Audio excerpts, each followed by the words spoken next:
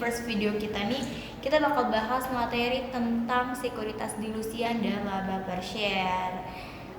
Dimana materi ini tuh merupakan bagian dari akuntansi keuangan menengah nih. Sebelumnya, kenalan dulu dong, aku Dea Elvira. Aku Fauzina ini. Aku Arifin. Jadi kenapa sih materi ini tuh penting buat dipelajarin? Oke teman-teman, kenapa ya materi ini penting? Karena di dalam materi ini itu berkaitan dengan bagaimana sih perusahaan menghitung laba per lembar sahamnya. Nah, serta bagaimana ini pengaruhnya terhadap sekuritas dilusian seperti obligasi konversi, saham preferen konversi, opsi saham maupun waran terhadap laba per lembar sahamnya. Oh gitu. Nah, di dalam video ini juga kita akan menjelaskan mulai dari pengertiannya, jenis-jenis sekuritas dilusian, contoh soal dasarnya, dan juga contoh penerapannya dalam akuntansi keuangan. Semoga video yang kami bikin ini bisa jadi referensi kalian buat belajar akuntansi keuangan. Oke deh, kalau gitu nggak usah baik basa-basi, kita langsung aja ke videonya. Cikidang. Oke teman-teman, kita masuk ke pembahasan pertama. Teman-teman tahu nggak sih apa itu dilusi dan anti dilusi? Nah, menurut PSAK 56, dilusi adalah penurunan laba per saham atau peningkatan rugi per saham sebagai akibat dari adanya asumsi bahwa instrumen dapat dikonversi, telah dikonversi, opsi atau waran telah dilaksanakan, atau saham biasa telah diterbitkan berdasarkan pada pemenuhan ketentuan tertentu. Jadi, efek dilutif adalah penurunan laba per saham yang terjadi karena adanya potensi penambahan biasa dari instrumen keuangan yang dapat dikonversi. Nah, kata kuncinya di sini adalah instrumen, teman-teman. Di instrumen. Nah, jadi instrumen ini disebut sebagai potential ordinary shares, yaitu instrumen yang saat ini belum menjadi saham biasa, tetapi di kemudian hari, di masa depan, itu ada potensi gitu menjadi saham biasa di masa depan. Nah, sedangkan menurut PSAK 56, anti dilusi adalah kenaikan laba per saham atau penurunan rugi per saham sebagai akibat dari adanya asumsi bahwa instrumen dapat dikonversi, telah dikonversi, opsi atau waran telah dilaksanakan, atau saham biasa telah diterbitkan berdasarkan pada pemenuhan ketentuan tertentu. Jadi, anti dilusi ini kebalikan dari dilusi, teman-teman, di mana dilusi itu terjadi ketika jumlah saham bertambah sehingga laba yang sama harus dibagi ke lebih banyak saham. Akibatnya EPS menjadi lebih kecil, dan anti dilusi terjadi ketika penambahan saham tidak menurunkan EPS sehingga justru memberikan gambaran yang terlalu baik gitu untuk perusahaan itu. Kenapa sih hanya instrumen yang bersifat dilutif yang dimasukkan dalam perhitungan dilutif EPS? Nah, teman-teman, dalam akuntansi yang dipakai hanya efek dilusi karena prinsipnya harus konservatif, tidak melebihkan kinerja. Makanya investor tidak hanya melihat kondisi sekarang, tapi juga potensi di masa depan dengan menyajikan dua jenis EPS, yaitu basic EPS kondisi sekarang dan diluted EPS kondisi terburuk kalau semua jadi saham. Karena adanya potensi perubahan jumlah saham, investor tidak terlalu optimis dan risiko yang sebenarnya. Oke, lanjut teman-teman. Oke, lanjut, kita masuk ke bagian yang pertama, yaitu utang dapat dikonversi. Nah, utang ini dapat dikonversi, yaitu obligasi yang dapat diubah menjadi saham. Karena investor melihat bahwa menjadi pemegang saham akan lebih menguntungkan dibanding tetap memegang obligasi. Awalnya, saat membeli convertible bond atau obligasi konversi, Investor berperan sebagai kreditur perusahaan. Artinya, investor mendapatkan bunga tetap dan memiliki risiko yang relatif lebih rendah dibanding pemegang saham biasa. Namun, obligasi ini memiliki fitur khusus, yaitu untuk dikonversi menjadi saham perusahaan. Nah, konversi biasanya dilakukan ketika harga saham perusahaan naik cukup tinggi. Oke, lanjut kita ke akuntansi utang dapat dikonversi. Nah, pada akuntansi utang dapat dikonversi atau convertible debt, instrumen ini diperlakukan sebagai instrumen campuran atau compound instrumen. Kenapa disebut instrumen campuran? Karena di dalam convertible debt terdapat dua komponen sekaligus, yaitu komponen ekuitas dan komponen utang. Komponen utang muncul karena perusahaan tetap memiliki kewajiban untuk membayar bunga dan melunasi pokok utangnya. Sedangkan komponen ekuitas muncul karena investor memiliki hak untuk mengonversi obligasi tersebut menjadi saham biasa perusahaan. Nah, karena ada dua unsur tersebut, maka dalam akuntansi, perusahaan harus memisahkan mana bagian utang dan mana bagian ekuitas. Untuk melakukan pemisahan ini, perusahaan menggunakan metode yang disebut with and without. Konsep sebenarnya cukup sederhana. Yang pertama, perusahaan menentukan total nilai wajar dari convertible debt saat diterbitkan. Nilai ini mencerminkan instrumen secara keseluruhan, yaitu yang sudah mencakup unsur utang dan unsur hak konversi menjadi saham. Kemudian, perusahaan menghitung nilai wajar komponen utangnya saja. Perhitungan ini biasanya dilakukan menggunakan present value atau nilai kini dari arus kas masa depan, seperti pembayaran bunga dan pelunasan pokok obligasi. Nah, setelah nilai komponen utang diperoleh, selisih antara total nilai instrumen dengan nilai komponen utang dianggap sebagai komponen ekuitas. Jadi, sederhananya, total nilai convertible debt dikurangi nilai komponen utang yang sebelah kiri dikurangi yang tengah itu, hasilnya adalah komponen ekuitas yang paling kanan. Inilah alasan mengapa convertible debt disebut sebagai compound instrumen, karena satu instrumen memiliki unsur liabilitas sekaligus unsur ekuitas.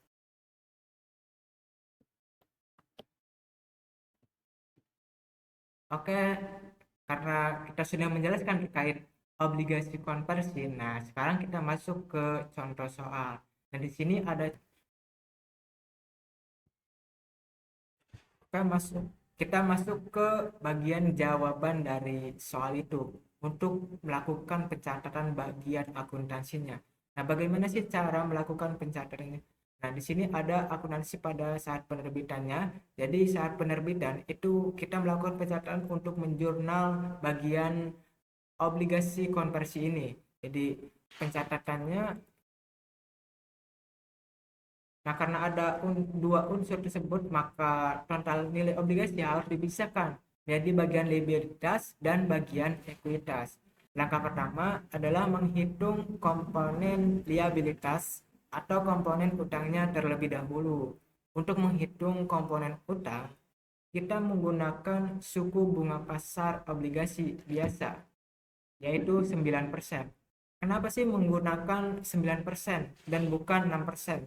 Karena 6% hanyalah bunga kupon yang dibayarkan perusahaan, sedangkan 9% mencerminkan tingkat bunga pasar untuk obligasi non-konversi dengan risiko yang sama. Kemudian, kita menghitung present value atau nilai kini dari dua hal, yaitu pembayaran pokok obligasi dan pembayaran bunga obligasi. Pertama, present value dari pokok obligasi sebesar 2 juta euro yang akan dibayar pada akhir tahun keempat setelah didiskontokan menggunakan tingkat bunga 9%, diperoleh nilai kini sebesar 1.416.860 euro. Kedua, present value dari pembayaran bunga tahunan sebesar 120.000 euro, yang ini teman-teman, 120.000 euro selama 4 tahun setelah dihitung menggunakan present value ordinary annuity, diperoleh nilai sebesar 388.766 euro. Selanjutnya, kedua, nilai tersebut dijumlahkan. Hasilnya adalah 1.805.626 euro. Dan angka ini merupakan nilai komponen liabilitas atau liability component. Setelah komponen utang diperoleh, langkah berikutnya adalah menentukan komponen ekuitas. Caranya yaitu total nilai penerbitan obligasi sebesar 2 juta euro dikurangi nilai komponen liabilitas sebesar 1.805.626 euro. Hasilnya adalah 194.374 euro. Angka ini disebut sebagai equity component. Nah, yang ini ya teman-teman.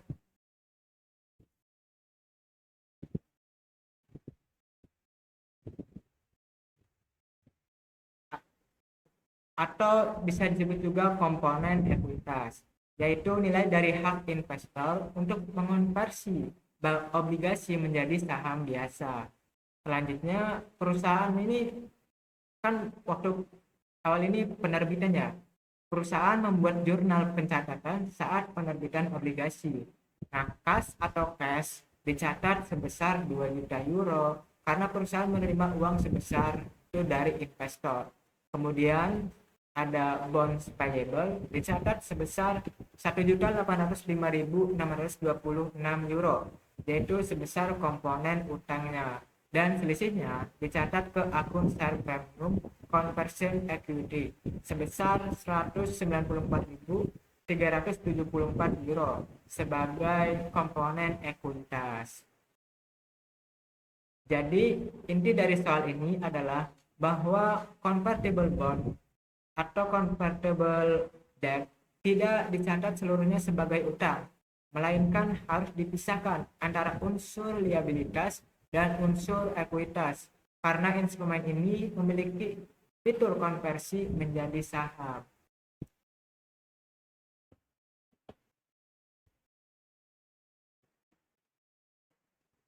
Oke, lanjut teman-teman. Kita masuk ke bagian konversinya nih. Pada tahap ini, obligasi konversi ini diubah menjadi saham biasa pada saat jatuh tempo. Artinya, investor yang sebelumnya merupakan kreditur perusahaan sekarang memilih menjadi pemegang saham perusahaan. Karena obligasi dikonversi menjadi saham, maka perusahaan tidak lagi memiliki kewajiban untuk melunasi utang obligasi tersebut dalam bentuk kas. Oleh sebab itu, akun utang obligasi atau bonds payable harus dihapus. Nah, mungkin muncul pertanyaan nih teman-teman, kenapa bond payable di jurnal konversi nilainya menjadi 2 juta euro, padahal saat penerbitan sebelumnya hanya dicatat sekitar 1.805 juta euro? Jawabannya, karena pada saat awal penerbitan, obligasi konversi dipisahkan menjadi dua komponen, yaitu komponen liabilitas dan komponen ekuitas. Komponen liabilitas awalnya dicatat sebesar present value atau nilai kini, yaitu sekitar 1.805 juta euro. Nilai ini lebih kecil dari nominal obligasi karena pada awal pengakuan dilakukan proses diskonto menggunakan tingkat bunga pasar sebesar 9%. Namun, selama umur obligasi, selisih antara nilai awal liabilitas dengan nilai nominal obligasi akan diamortisasi. Nah, ini diamortisasi artinya penyusutan gitu, menggunakan metode suku bunga efektif. Akibatnya, nilai tercatat bonds payable akan terus meningkat dari 1.805 juta euro sampai akhirnya mencapai nilai nominal penuh sebesar 2 juta euro pada tanggal jatuh tempo. Jadi pada saat konversi dilakukan, Tepat di tanggal jatuh tempo, saldo bond payable memang sudah menjadi 2 juta euro. Selain menghapus bond payable, perusahaan juga menghapus akun tambahan modal di store, ekuitas konversi. Kenapa?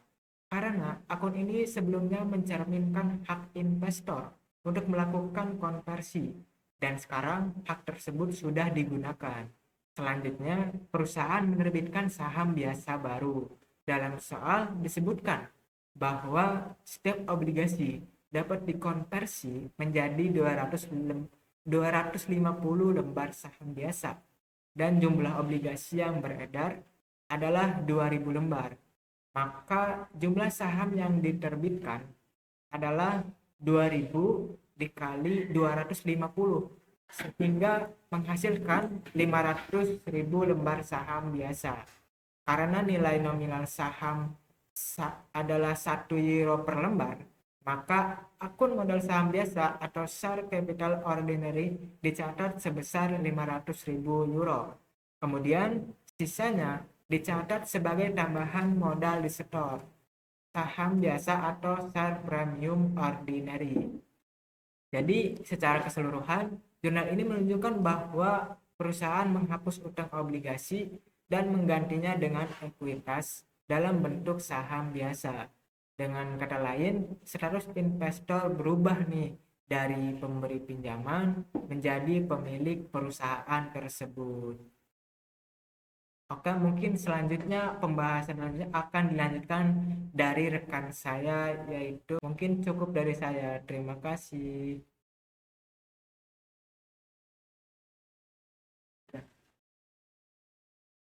Oke, selanjutnya di sini kita akan membahas mengenai saham preferred yang dapat dikonversi. Nah, saham preferred yang dapat dikonversi atau convertible preference share ini merupakan sebuah opsi kepada pemegang saham preferred untuk dapat menukar saham preferred-nya menjadi saham biasa pada jumlah tertentu yang telah ditetapkan. Yang dimana saham preferred dapat dikonversi ini disajikan sebagai bagian dari ekuitas. Dan pada saat saham preferred ditukar atau dibeli kembali, maka tidak ada kata untung atau rugi yang dapat diakui. Next. Nah, di sini ada contoh kondisinya. Kondisi pertama, di mana Morse AG ini menerbitkan 1000 saham preferred yang dapat dikonversi yang memiliki nilai nominal 1 euro per lembarnya, di mana saham tersebut diterbitkan dengan harga 200 euro per lembar. Nah, secara matematis perusahaan ini kan menerima kas sebesar 200.000 yang ini.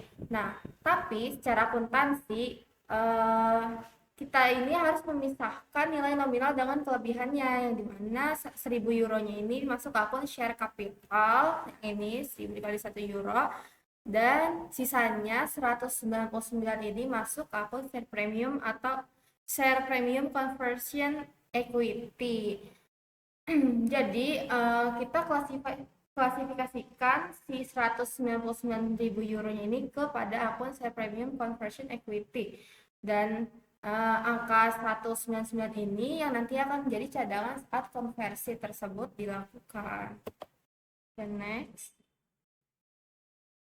Terus lanjut lagi, ada kondisi di sini apa yang terjadi jika setiap lembar saham preferred kemudian ditukar menjadi 25 saham biasa dengan nilai nominal 2 euro per lembarnya yang memiliki nilai wajar sebesar 410.000 euro. Nah, maka buat mencatat jurnalnya itu yaitu share capital preference didebit sebesar 1.000 euro, share premium conversion equity didebit sebesar 199.000, lalu di kreditnya kita mengkredit akun share capital ordinary sebanyak 50.000 euro, yang dimana angka tersebut didapat dari 1000 dikali 25 dan dikali 1 euro. Lalu di kredit juga kita mengkredit akun share premium ordinary sebesar 150.000 euro. Next. Nah, kondisi lagi di mana saham preferred ini dapat dikonversi atau dibeli kembali pada nilai wajarnya dan bukan ditukar, yang dimana nilai wajarnya itu 410.000. Maka si perusahaan Morse ini membuat jurnal sebagai berikut. kan di kasus ini Morse AG ini membayar 410.000 tunai, namun nilai buku sahamnya eh, di catatan 200.000. Selisihnya itu sebesar 210.000. Ini dianggap sebagai distribusi kepada pemegang saham, mirip dengan dividen, sehingga kita ada mendebit si akun retained earnings ini atau saldo labanya. Jadi di mana hal ini poin krusial bagi atau untuk analisis keuangan karena menunjukkan adanya pengurangan saldo laba yang cukup signifikan. Jadi jurnal untuk mencatatnya itu share capital preference debit 1000, share premium conversion equity 199, return earning 210.000 dan akun cashnya sebesar di kredit 410.000. Nah, di sini kalau kelebihan pembayaran apapun yang melebihi nilai buku saham preferen dapat dikonversi di debit ke akun saldo laba. Next, nah di sini ada waran saham. Nah, waran saham itu suatu sertifikat yang memberikan suatu hak kepada pemegangnya untuk mendapatkan saham biasa pada harga tertentu dalam satu periode waktu yang telah ditetapkan. Yang dimana transaksi ini biasanya muncul di situasi sebagai berikut. Yang pertama, tujuan untuk menjadikan sekuritas yang dijual menjadi lebih atraktif atau menarik. Yang kedua, agar para pemegang saham lama yang memiliki hak mendahului atau preemptive right berminat untuk ikut membeli saham biasa. Dan yang ketiga, sebagai bentuk kompensasi bagi para eksekutif dan karyawan perusahaan. Nah, menjawab pertanyaan atau PR dari yang di kelas yang diberikan oleh Ibu,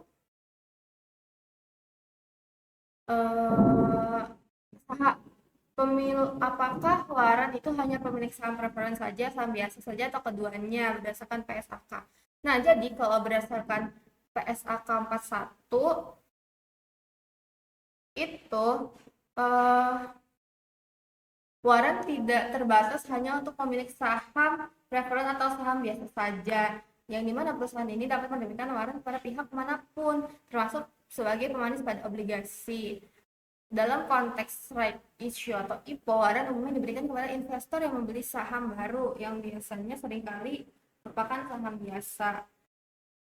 Yang dimana waran ini bertujuan untuk meningkatkan daya tarik instrumen yang sedang ditawarkan berupa saham atau obligasi. Siapakah yang berhak menerima waran?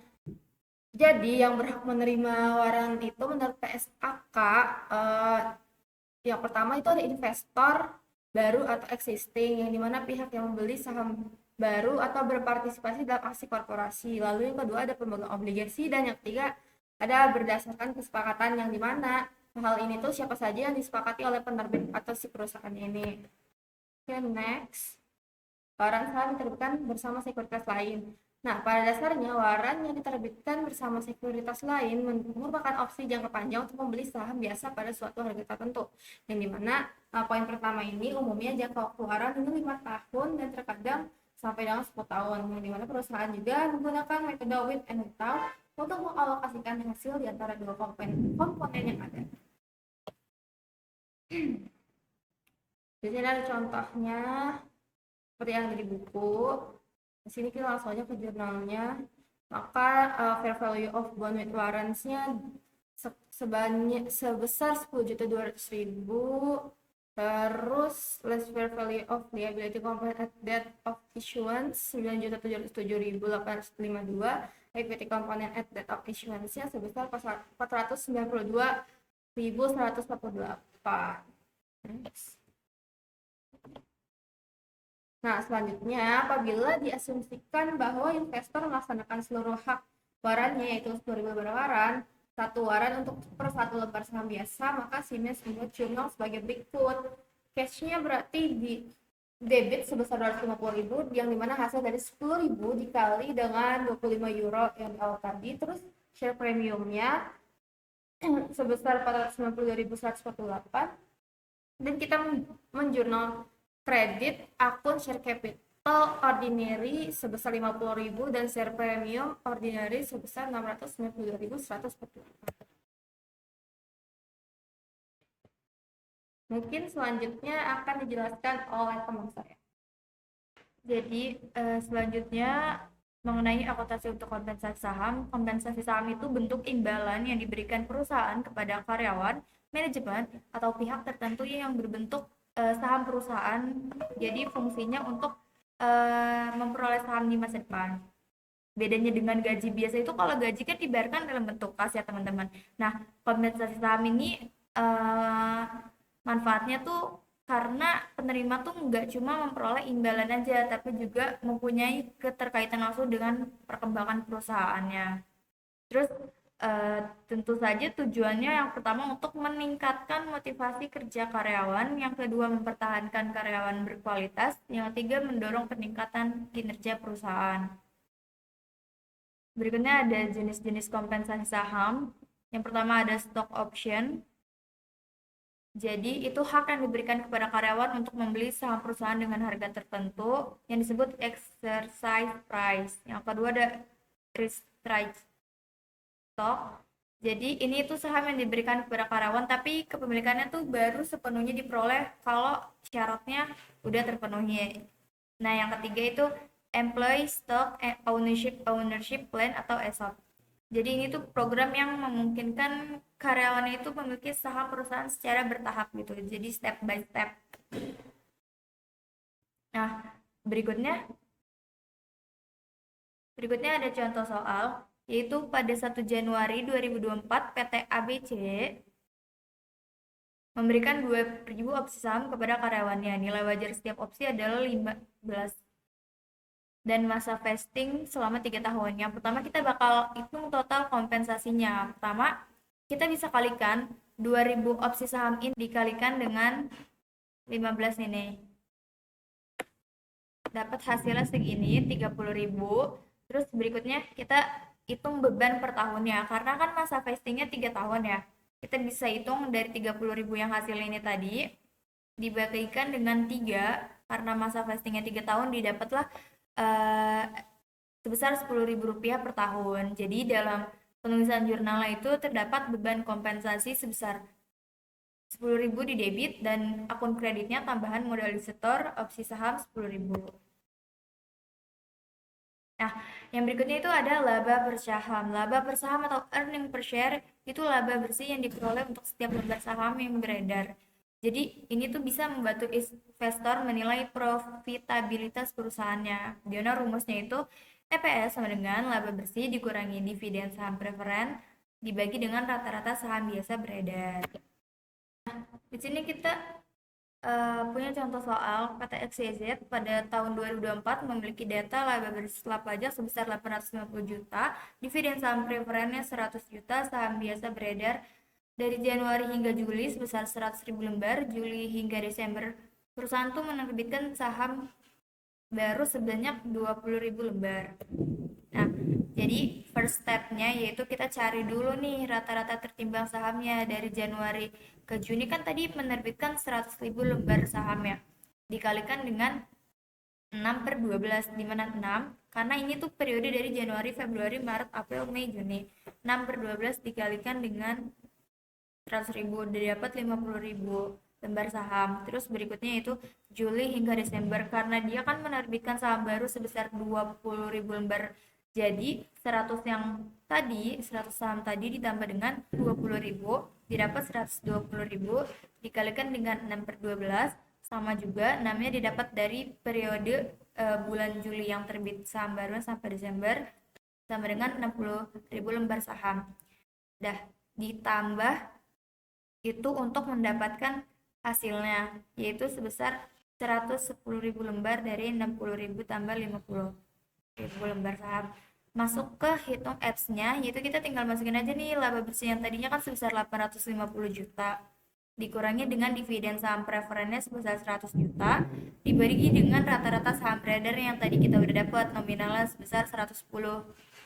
Jadi kita bisa dapetin itu sebesar 6.818 per saham.